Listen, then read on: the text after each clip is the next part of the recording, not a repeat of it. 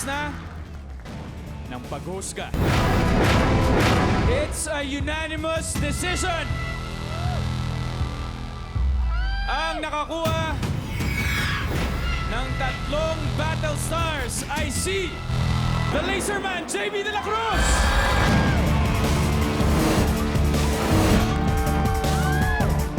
Thank you pa rin, Diana.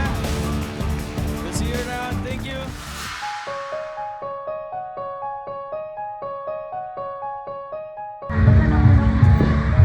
Pero ano, we're still good, we're still good.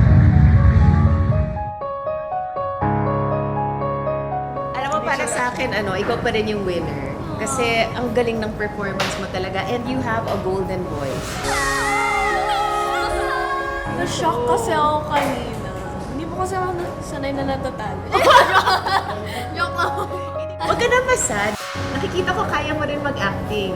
Kaya I'm very excited na maging part ka ng Smart MG. Hindi natin kasi mapinta tong show na to kasi iba-iba yung talents. Happy na yan, happy na yan. Katulog na ako. Oo.